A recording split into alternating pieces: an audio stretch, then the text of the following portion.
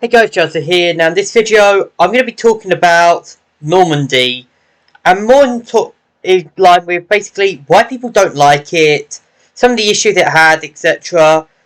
But more importantly, why it's actually my favourite campaign, and why it is my favourite campaign. Now, if I'm going to show you this, each campaign actually offers something different to each other. If you compare them, they all offer something entirely different.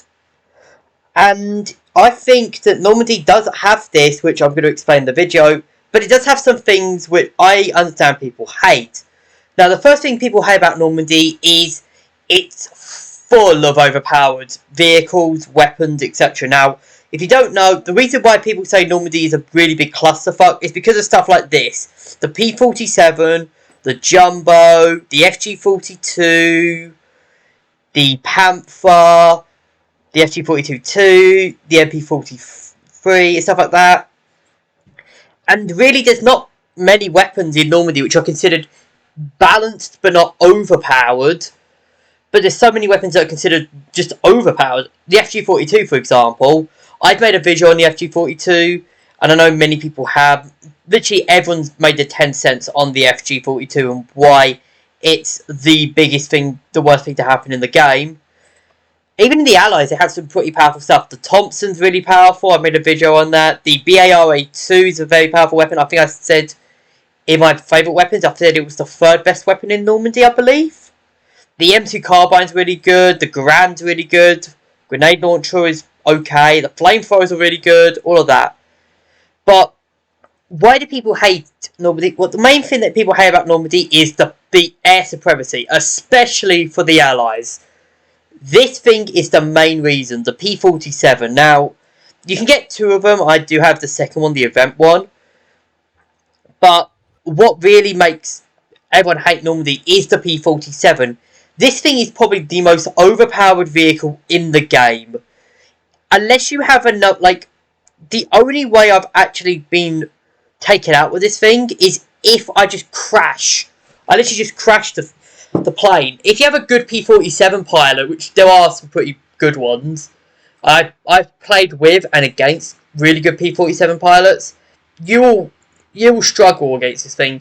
There's also the fact that they has HVARs. Now, HVARs are dirty powerful. These things, I've gotten 30 pieces with these things. I'm not even kidding. I've actually gotten a 30 piece with HVARs. Compare that to the Axis, who's at the moment, I believe, their comparison is the ME-410, and even then, the ME-410 isn't really a good counterpart. But on top of that, you also have this as well for the Allies, which is the P-51, which has two 500-pound bombs. There's not really a vehicle and even then, it doesn't have the HVARs, which I'd say that one's probably more balanced than the P-47. P-47 is probably, again, the most broken vehicle, but that's just one of the vehicles that is broken. Another complaint, of course, is the Jumbo and the Panther, and I get it, people complain about them because they're really powerful, but if you compare them to, in customs, they're actually shit, in my opinion. Compare them to the Berlin vehicles, like the Panther G, which is essentially the same, T-34-85, and there's other tanks as well. I'll just go on to the for example, you've got the SU. You've also got the IS-1 for the Allies, for the Axis. One again. You got the Jagdpanzer 4, which is honestly, I'd say, could be more powerful than the Panther. You also have, of course, where is it? You also have this, which is quite powerful. And you have the elephant in the room, the tiger. Honestly, Normandy's vehicles, the reason why they get so much hate and why people say they're so overpowered is because they're focused entirely on Normandy. Literally, in Normandy. If these were in another campaign, if they were in Berlin, they would be much less powerful because there's so many more counters to those vehicles in Berlin. Moscow, obviously, of course, Moscow's pretty weak when it comes to vehicles. Tunisia is pretty weak when it comes to vehicles as well. So you can understand those vehicles being overpowered. Anyways, that being said, there's actually some good pros with Normandy, and that is actually the maps. Now, many people complain about the Normandy maps, saying they're really shit. You know, people are like, oh, Normandy maps are the worst. You know, they have, you know, and when they talk about Normandy maps, they usually go to stuff like chateau and swamps. But here's the thing. Yes, chateau and swamps are to an airfield as well. D-Day, maybe, Versailles. But here's the thing. Le Brie, Omer, Ruins of Valks, Saint Lo, the Le Brie Conquest, all of those maps are actually really good maps. Like, Ruins of Valks and Le Brie, both Invasion and Conquest are good maps. Versailles Conquest is a decent map. It's pretty decent. Omer and Saint Lo, they're really good maps. I've already said Le Brie, but yeah. Airfield as well, you can have some really good matches if you go on airfield. D-Day and Versailles. D-Day is a little bit less defendable than Versailles, but Versailles still only has really that first 2 points. Once you get past that, you can put your feet up. And it's not like saying that the other campaigns have worse maps. Like, for example, Moscow has Fortified District and Birch Grove, which are both pretty bad maps. And they also have one of my least favourite maps, Quarry. Berlin has a train station, which is often regarded to be one of the worst invasion maps in the game. You also have Konix Plaza and Moat, which are basically the exact same map. Same with Kroll, which is almost the exact same map. Wilhelmstrasse is not the best. Like, really, other than Ministry Garden and Herrngårdsstraße, Berlin doesn't have that many good maps as well. Moscow obviously has a lot of good maps. This village map's really good. Monastery's really good. Bellow Lake's really good. Manor's really good. But other than that, like, there's also a Sawmill map, which is okay, I guess. Avantgarde's pretty good. And with Tunisia, like, some of these maps are pretty bad. Like, I think I really only like Al-Har out of these maps. Yeah, the farm's not that good. Gorge isn't that good. Fortress isn't that good. Like, it's okay, but it's not the best map. Oasis is pretty bad. Like, I've not played Oasis, but I've heard it's pretty bad. And of course, destruction maps. Like, it has like 3 destruction maps, which is the most of any campaign. Yeah, like, Normandy maps are actually pretty good.